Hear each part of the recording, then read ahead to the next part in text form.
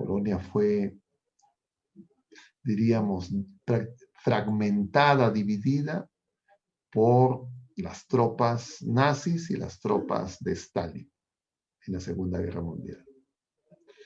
Y en realidad, la Unión Soviética, como veíamos también a raíz del video de Fátima,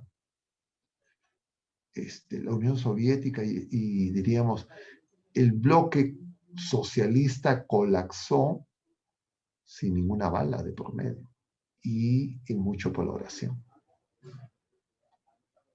Y la figura del Papa, por supuesto, es una figura relevante.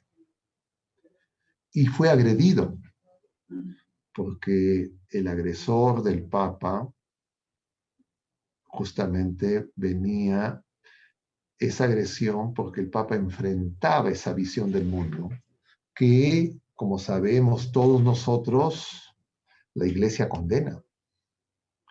Pero dentro de la Iglesia hay gran confusión. Y entonces yo veo mensajes de personas que me dicen que ellos son católicos y son izquierdistas, son comunistas, son socialistas, son marxistas. Y que no es incompatible. Y claro, ¿por qué esas personas afirman eso? Porque hay otras personas que les han dicho que se puede hacer esa unión entre el agua y el aceite. Y en realidad eso es algo que se tiene que reparar. Porque esa confusión tiene un nombre, se llama escándalo, porque hace que otras personas pequen. Y el escándalo es un pecado grave. El Señor va a decir, ay de quien escandalice a estos pequeños, más les valdría no haber nacido, arrojarse al fondo del mar. Es lanzarse al mundo, decir. Es decir, sabes que tú ya eres del mundo, te has mundanizado.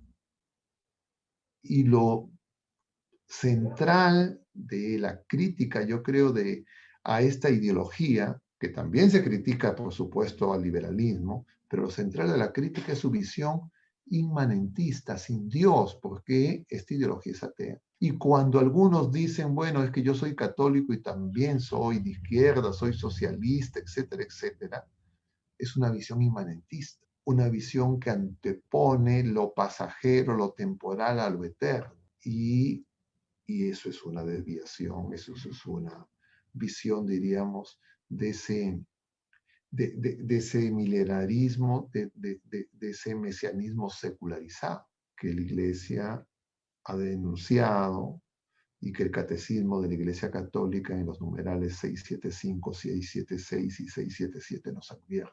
Pero más allá de las discusiones, diríamos, teóricas, intelectuales, viendo que el tema es espiritual, nosotros tenemos que volver a Jesucristo, porque una oración personal que no sea oración litúrgica no es suficiente. Puede ser hasta de repente peligrosa. Y la Iglesia nos dice claramente que pertenecer a partidos o movimientos condenados por la Iglesia, como el marxismo, que tiene distintas formas de organización y de manifestación, desde las formas, entre comillas, radicales hasta las formas, entre comillas, más del marxismo cultural, pero todas son igualmente ateas. Y esas doctrinas que son contrarias a la fe, más propiamente esas ideologías, son contrarias no solo a la fe y en consecuencia también a la moral. Y por eso es que el materialismo ateo, que niega todo orden ético y moral, como orden fundado en Dios, porque solo Dios es bueno, como veíamos también en este pasaje de este lunes, del joven rico, que es el que usa el Papa San Juan Pablo II justamente en la encíclica El esplendor de la verdad, que nos habla justamente de la moral. Pero también el liberalismo laicista y religioso, que es ese laicismo que quiere sacar a Dios y excluir a Dios y a la fe de la vida pública, de la cultura, de la educación, o promover la lucha de clases, la violencia, la división, como una manera, entre comillas, de resolver problemas. Y sabemos que no los resuelve, sino que los agrava. Pero también esa visión colectivista, economicista, donde promueve que el Estado se apropie de todos los medios de producción y que se convierte, entre comillas, en el gran capitalista. Y por tanto, ante esa relación, todo ciudadano se tiene que obligar a una situación de asalariado con respecto al Estado controlado por unos pocos, pero también ese materialismo económico que ve únicamente la producción y no se preocupa de cómo, diríamos, compensar esas imperfecciones de estos mercados y de este chorreo y busca una redistribución de bienes con equidad. O esa visión que, entre comillas, meramente cientificista, tecnológica, de creer que el ser humano es autosuficiente. Y entonces todas esas perspectivas son condenadas por la Iglesia.